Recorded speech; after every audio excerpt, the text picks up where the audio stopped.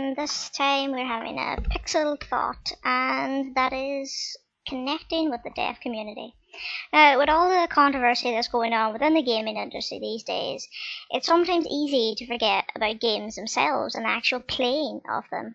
I mean, controversy always seems to overtake tales of innovation, but that's an issue that dwells within the community. The gamers, bloggers, strongly opinionated participators, in whatever sense of the hobby.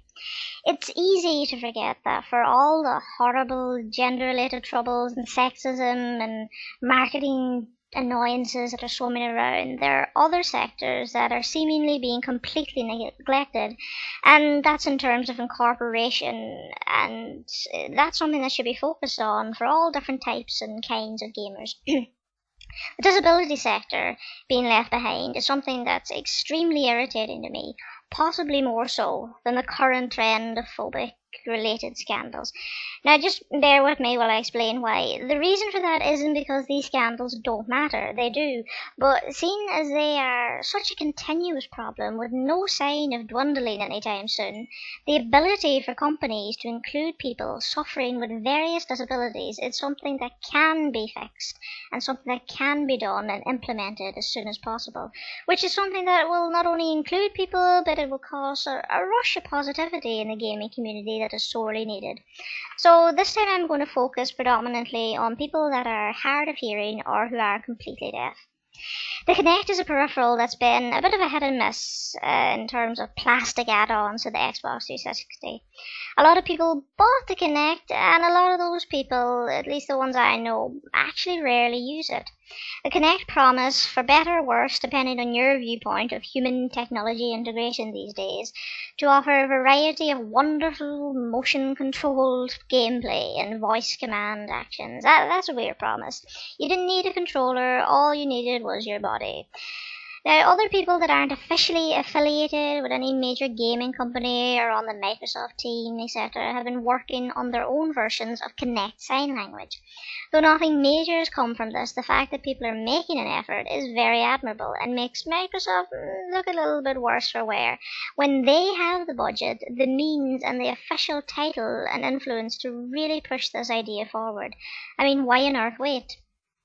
The original patent and promises claims made by Microsoft when Kinect first came out was to ensure that it would also feature functions that could be used for the deaf gaming community.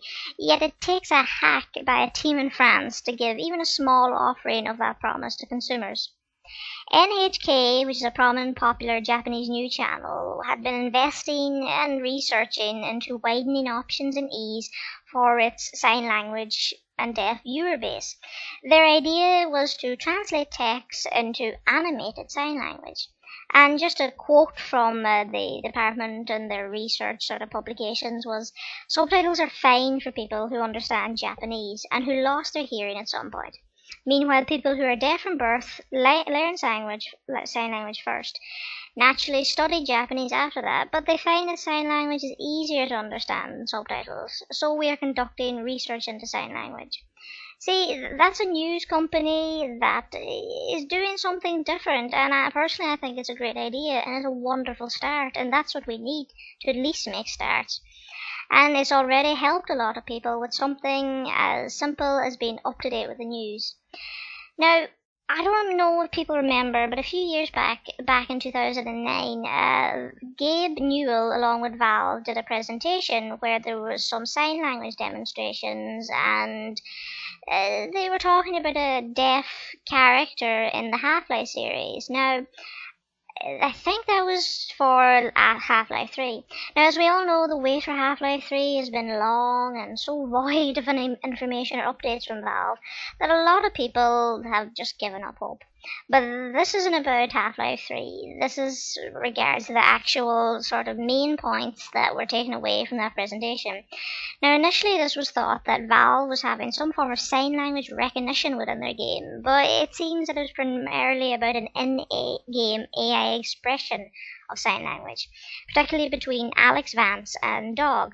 Now, Alex Vance had a crush on someone, I think this is the theory, back in her past when she was younger, who was hard of hearing. I'm not sure to what degree, and that's why she took the time to learn sign language, and that's one of the reasons her and Dog communicate that way. Now, having sign language feature predominantly in a new Valve game or any game would have been and would still be wonderful. But imagine that sign language movements and emotions being done by you, the player, and having an in game effect on actions, dialogues, and storytelling. Imagine how amazing that would be. Now, there's a bunch of technicalities that make sign language software a bit tricky to get right, especially in one go, and I'm by no means an expert. I think some of the main things, the simple basic issues are that the Kinect needs to recognize not just hand, but finger movements, and also in a more detailed manner perhaps lip movements. Though the hand motions, I think, being at least sorted and put out in the market would be a big leap forward, if integrated well enough.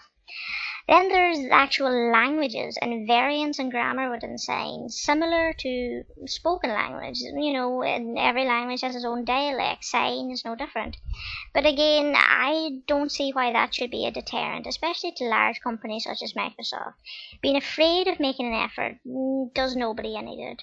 Technology is at a point where it can greatly improve gaming and ease of immersion for people who have disability. Yes, many tweaks and tests are obviously needed to hone ideas and execute them properly, but for the deaf community, I personally believe they've waited long enough. And if companies truly cared and were focused, the wait would have been over perhaps a couple of years ago. And I think we really need to get on this and we really need to catch up. That's all from me, Glowbear, and this has just been a pixelated thought. Thanks.